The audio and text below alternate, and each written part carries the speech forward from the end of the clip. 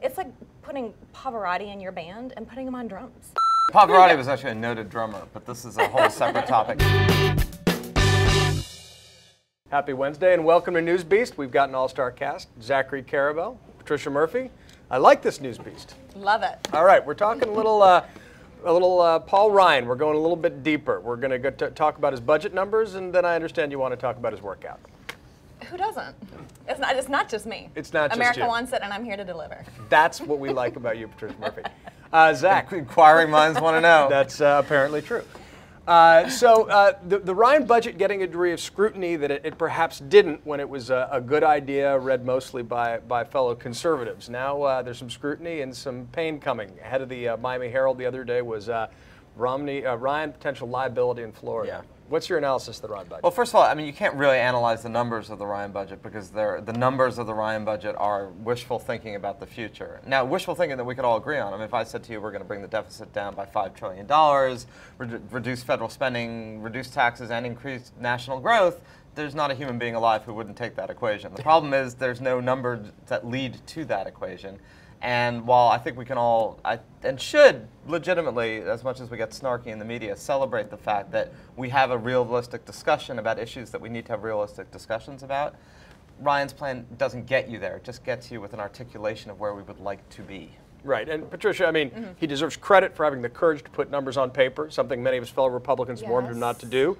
This is that other shoe dropping, though. Sometimes math gets in the way of courage is in short supply in D.C., but big ideas get you into a lot of trouble in D.C. also. He's got, and I would say this is not an unexamined plan. This is something that Democrats have been pouring through for the last 3 years. I mean, he puts out a budget every year, and it is slightly less draconian every year because he gets so much pushback from the Catholic bishops, from his Republican colleagues. But it is serious, serious budget cutting stuff.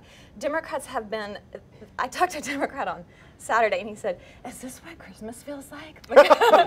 Because when you put Ryan on the ticket with Romney, you are putting the Ryan budget on the ticket with Romney, and Democrats have been poring over these documents every day for years, and they have been running ads against Republican candidates for years. And to have Paul Ryan on the top of the ticket, how did they get so lucky? I know. I mean, the glee from Democrats, though, does seem like a little bit of excessive celebration. I don't think they're going to have the success at demonizing Paul Ryan that they might want to. And they've been very careful about separating, he's a good guy personally, but we've got problems with his ideas. That deserves to be said as well. And the reality is, look, you cannot govern the country simply tearing down Paul Ryan's ideas. So the Democrats, Obama, need to have their own kind of credible vision of how this is going to occur. We had that with the Erskine Bowles deficit reduction plan, which but that was did rejected. Not back. That's right. Very important. And the other thing about Ryan's plan is the Medicare and the Medicaid proposals, as well as Social Security, everyone's going to have to deal with some form of this, escalating costs, decreasing revenue.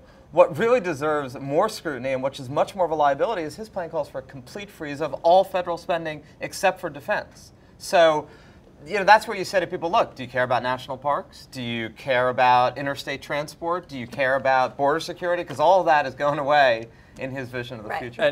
But we're going broke. Actually, we are broke. It's a little late. Yeah. You know, we're past the zero sign. We're way past it. And at least he's putting out some ideas. Those ideas are tough medicine, though. I'm just not sure why the military-industrial complex gets a pass in the budget. But let's go to some questions from Twitter. Why are you discussing the Ryan plan when the next plan that will be put forth is Romney's? Seems like a waste of time. Well, I'll take the first whack at that one. Because Romney, in picking Ryan, owns the Ryan budget.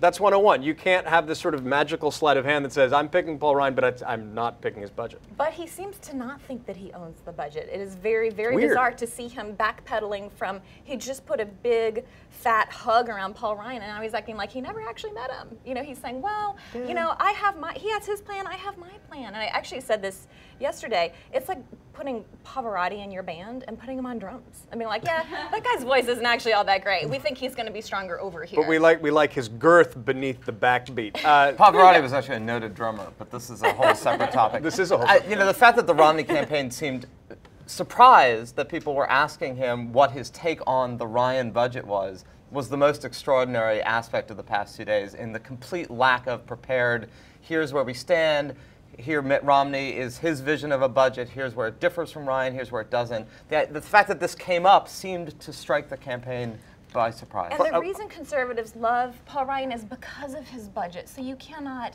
get the conservatives on your side and keep Paul Ryan's budget at arm's length. Seems pretty No can do. 101. One more tweet from Mike McNary for Zach Karabell. If Representative Ryan is such a deficit hawk, why did he vote for the Iraq War? Well, Ryan has been very clear that his deficit hawkery does not extend to the military-industrial complex and to the Pentagon. So that is fully consistent with this particular vision of government. Reduce domestic spending. The role of government is to provide for national defense. Therefore, defense is sacrosanct. But what about TARP, which he voted for, the auto bailouts, which he voted for? This is the Boehner props that he's a practical guy. Budget hawk. He's a cafeteria. A little Nicely of this, done. a little of that. Final word. Final word. One word. I think we should celebrate Ryan for One doing word. this. Oh, sorry. One word. Yes.